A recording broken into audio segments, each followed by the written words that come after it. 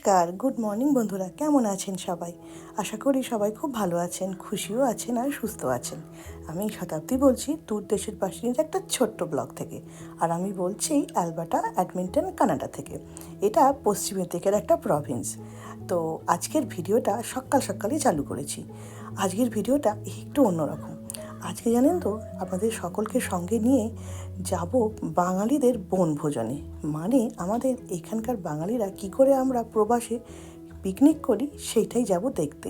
আর করছি কোথায়, সেটাও হচ্ছে নদীর চরে, একদম নদীর ধারে একটা জায়গা বাছা হয়েছে যেখানে সবাই মিলে যাব পিকনিক করতে।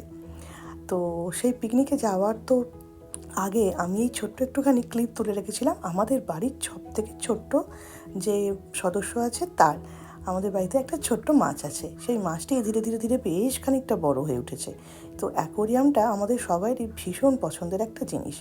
জিয়া যখন একদম ছোট ছিল, মানে শ্লোক তখন পৃথিবীতে আসেওনি, তখন থেকেই আমাদের অ্যাকোরিয়ামটা আমাদের সঙ্গে আছে। যাই হোক, আজকে এই সারা দিন কিন্তু আমরা হই হুল্লোড় করে বন্ধুদের সাথে গল্প গুজব করে কাটাবো আর কি। তো বাড়িতে থেকে বেরিয়ে পড়েছিলাম আজকে এই 11টা নাগাদ। যদিও আজকে আরও একটা অনুষ্ঠান আছে, মন্দিরে আজকে রথযাত্রা আছে, কিন্তু সেইটা আজকে আমরা বাদই দিলাম। কেননা এই দাদা এত আন্তরিকভাবে আমাদেরকে বলে ফোন করে করে সব সময়, আর সব এখানে বন্ধুবান্ধবদেরও দেখা সাক্ষাৎ হয়, সেই জন্য আর এই সবাই মিলে এই খোলা আকাশের নিচে রান্না করে খাওয়ার মজাই আলাদা। আর তাও আবার একেবারে কবজি ডুবিয়ে 3 বেলা, আর একদমই বাঙালিদের খাবার দাবার আর কি।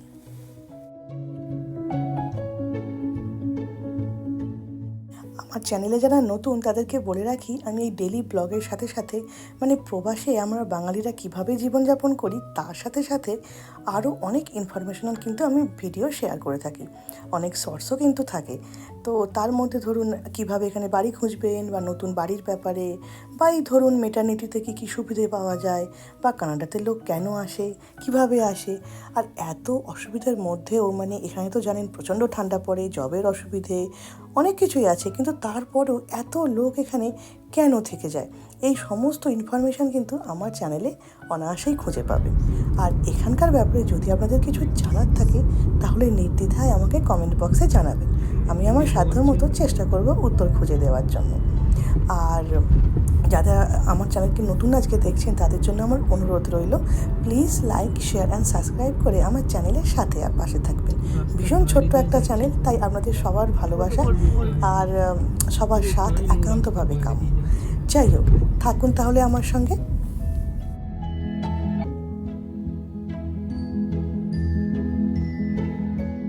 জায়গাটায় আমাদের পিকনিকটার আয়োজন করা হয়েছে, সেই জায়গাটার নাম হচ্ছে ডেভন। সেটা ওই এয়ারপোর্টের মানে আমাদের এডমিন্টন এয়ারপোর্ট থেকে বেশ খানিকটা গেলেই হয়ে যায় আর কি। মানে আমাদের পাশের একটা গ্রাম বলা যায়। তো ছোট্ট একটা জনপদ, ছোট্ট একটা গ্রাম। তো সেখান থেকে যাওয়ার রাস্তাটাই একটু ছবি তুলে রাখলাম। ঠিক এডমিন্টনের পাশেই এই গ্রামটি, যেতে এই ধরুন 35 থেকে 40 মিনিট মতো লাগে আর কি। তো ভীষণ সুন্দর একটা গ্রাম। আর এইখানে আমাদের যে নদী আছে, মানে আমাদের সেই ছোট নদীটা যার নাম নর্থ স্যাসক্যাচুয়ান নদী।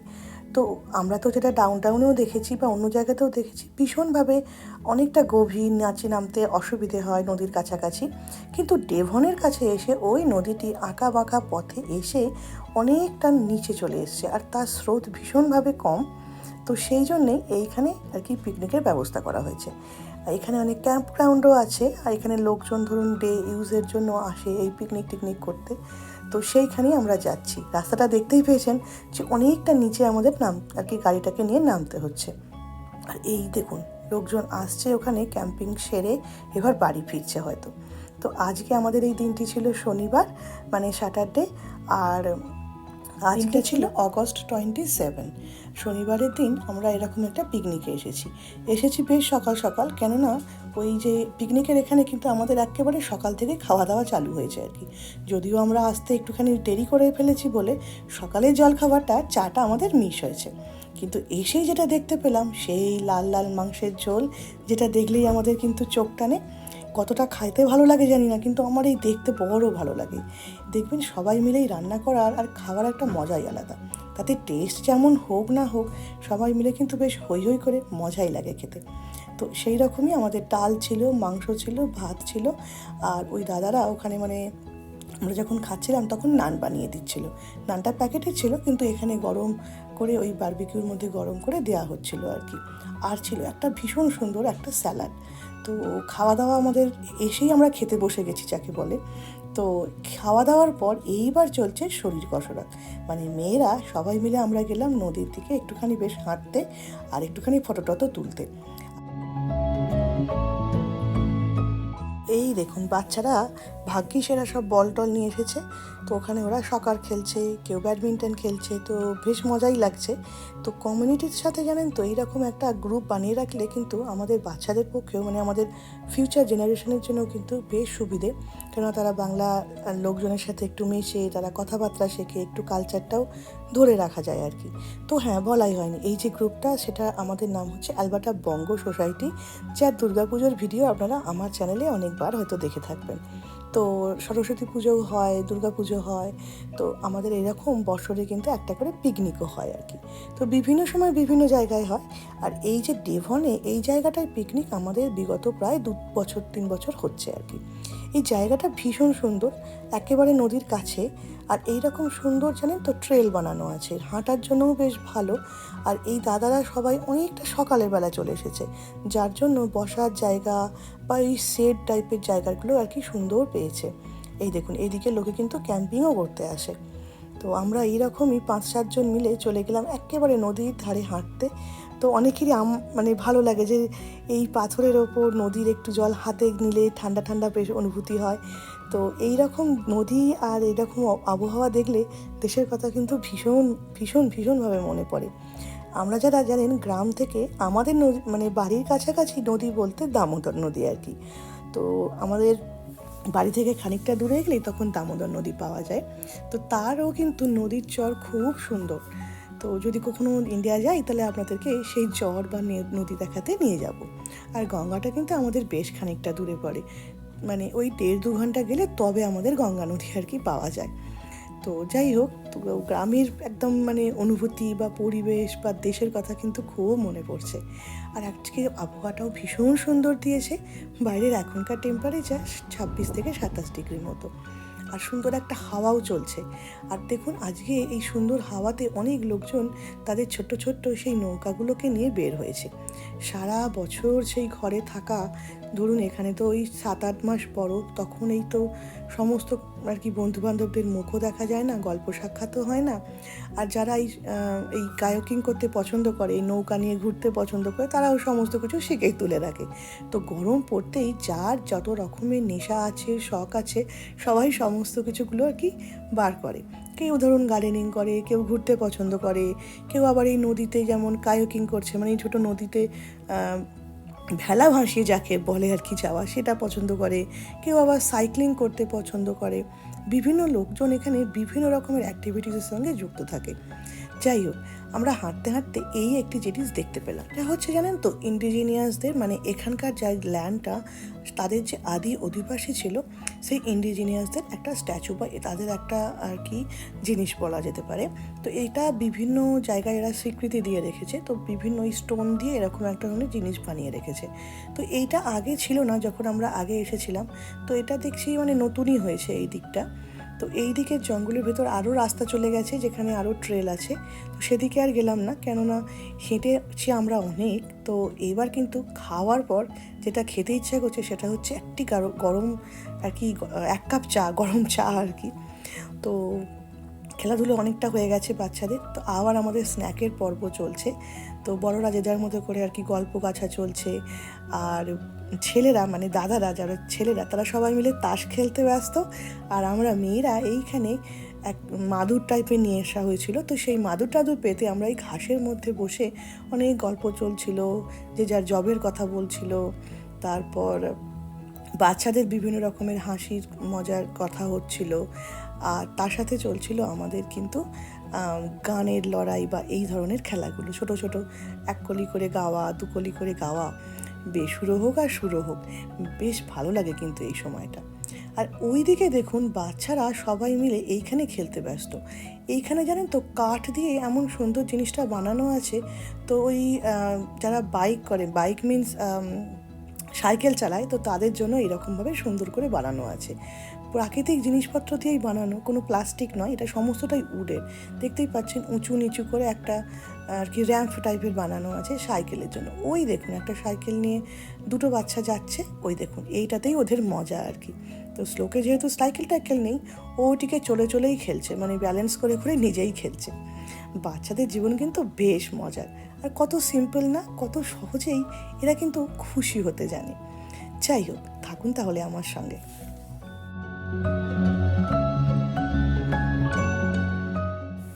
বন্ধুদের সাথে যখন আমরা হাঁটতে হাঁটতে নদীর কাছে গিয়েছিলাম, লুকিয়ে লুকিয়ে একটু ছোট্ট ছোট্ট করে ক্লিপ বানিয়ে রেখেছিলাম ডান্সের।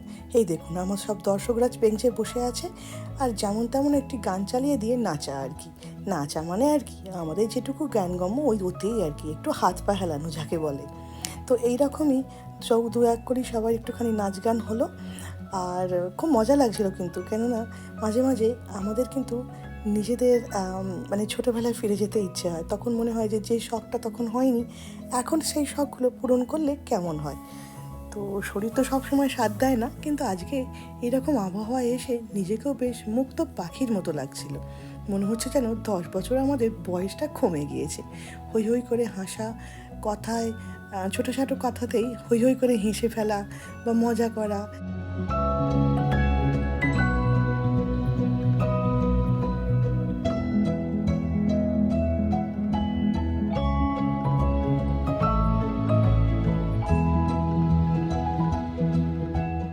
নদীর ধারে আমাদের মতো পাগলামিতে শুধু আমরা একার গ্রুপই নই, এছাড়াও অনেক লোকজন এখানে জড়ো হয়েছে। এই যে দিকের গ্রুপটা, এরা দেখছি মনে হচ্ছিল নেপালি, শুনে কথা শুনে বা ওদের সাজগোজ দেখে মনে হলো যে এরা নেপালি। এছাড়াও অনেক লোকজন কিন্তু আজকে এই দিনটিকে ভালোর মতো উপভোগ করছে। তো এই নদীর ধারে দেখছি অনেক লোকই এরকম ছোট ছোট করে ক্লিপ বানাচ্ছে, ছবি তুলছে, মজা করছে। তো এই সুযোগে শ্লোক খানিকটা জলে নেমে পড়লো। আর যেটা প্রতিবারই হয়, মানে জল দেখলে ও আর থাকতে পারে না। তো জলে নামা মানেই তো জানেন, খানিকটা করে প্যান্ট ভিজিয়ে ফেললো সেই সুযোগে। চলুন, চলে এসেছি আমরা যেখানে আমরা সবাই বসেছিলাম সেই সেটটির কাছে। এসে দেখি ছেলেরা তো মহা ব্যস্ত, একজন চা করছে আর একজন এই দেখুন দাদা মুড়ি মাখছে। কি দারুণ মুড়ি মাখার গন্ধ উঠেছে, সে কি বলবো। এই যে একটা তেল, মানে কি একটা মশলা আর আম তেল, চানাচুর সমস্ত কিছু দিয়ে চলছে আমাদের মুড়ি মাখা। তো বিকেলে বাঙালিরা যেখানেই থাকুক না কেন, একটু চা মুড়ি খেলে না হলে কিন্তু ঠিক যেন বুদ্ধিটা ঘোলে না। সেই জন্য আজকে দুধ চা হচ্ছে, আর তার সাথে চলছে এই আমাদের মুড়ি মাখা। হয়ে গিয়েছে মুড়ি মাখা, এই দেখুন, মানে সবাই এক মুঠো করে খেতে কিন্তু বেশ ভালোই লাগে। আর এই যে চা ফুটছে, ততক্ষণে আমাদের মুড়ি খাওয়া অলমোস্ট শেষ। তো চাটা অনেকক্ষণ ধরে ফুটছিল, তাতে দেখলাম আদা এলাচ অনেক কিছু দিয়ে দাদা চাটাকে বানাচ্ছে। তো ওইখানে চাটি খাওয়া হয়ে গেলে ভাবছি আরও একবার হেঁটে আসাটা ভীষণ দরকার। সকাল থেকে শুধু খেয়েই যাচ্ছি। একবার তো চিকেন আর ভাত আর ডাল খেয়েছি, তারপর আবার এখন এই চা মুড়ি খাচ্ছি। এবার মনে হচ্ছে আর এক দফা হাঁটতে যেতে হবে। হাঁটতে যাব ভাবছি, ও মা, দেখি চা মুড়ির পর এবার আবার তরমুজ এসে হাজির। আর তরমুজের পর এই যে একটি মানে দাদার আবার দেখছি তেনার আবার পানের শখ আছে। কিছু লোক আবার সেই পানের ডাব্বা খুলে পান খেতে বসে গেল। আজকের দিনটা কিন্তু একেবারে বাঙালিয়ানাতে ভরপুর। তো আমরা আবার একটু ছোট্ট করে ঘুরে এলাম, হেঁটে এলাম। আর আজকে কিন্তু আমাদের মেয়েদের একদম ছুটি, দাদারা এদিকে আমাদের আসতেই দেয়নি। তো সেই এক দাদাই আবার রাত্রে রান্না চালু করেছে। তো আমরা তো ভেবেছিলাম চলো আমরা বাড়ি চলে যাব, কেননা 4:30 5টা বেজে যাচ্ছে, বাড়িতেও অনেক কাজ আছে, গ্রসারি করতে হবে। কিন্তু দাদা বললো না, রাত্রের খাবার তো এখানেই খেয়ে যেতে হবে। তো সেই জন্য রাত্রে রান্নাবান্না চলছে। রাত্রিরে রান্নার জন্য কিন্তু আছে মাটন। মাটন মানে আমাদের খাসির মাংস হচ্ছে। তো তার সাথে মানে ওই সকালে খানিকটা ডাল পড়ে আছে, চিকেনও পড়ে আছে। আর হ্যাঁ, বাংলাদেশিদের একেবারেই ফেভারিট যে জিনিসটা সেটা হচ্ছে শুটকি। তো আজকে কিন্তু খাবারের মধ্যে শুটকি মাছও আছে। আমরা যারা খাই না সেটা আলাদা ব্যাপার, কিন্তু অনেকেই কিন্তু এই শুটকিটা খুব পছন্দ করে খেতে, কি ভীষণ ভীষণ মজা করে খায়। তো সেই রকমই শুটকিও আছে। তো খাওয়া দাওয়া হয়ে গিয়েছে। আজকের ভিডিওটা অনেকটা লম্বা হয়ে গেল, আশা করি একটু মন দিয়ে দেখবেন, ধৈর্য ধরে দেখবেন। তো খাওয়া দাওয়ার পর এবার আমরা কিন্তু বাড়ির পথ ধরলাম।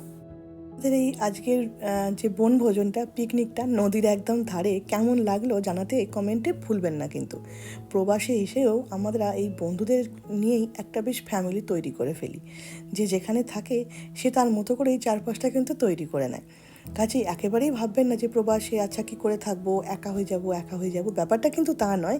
একটু 2-4 দিন সময় লাগে, তারপর দেখেন এখানে সবাই কিন্তু হাত বাড়িয়ে সবাইকে আপন করে নেয়। যাই হোক, আমার ভিডিও আজকে এই অবধিই ছিল। আবার এরকম কোনো ঘুরতে যাবার, বেড়াতে যাবার বা কোনো ইনফরমেশনাল ভিডিও নিয়ে আপনাদের সাথে তাড়াতাড়ি হাজির হয়ে যাব। ততদিনের জন্য বাই বাই। সবাই ভীষণ ভালো থাকবেন, খুশি থাকবেন, আর এই রকমই আমার সাথে আর পাশে থাকবেন। Thank you for watching.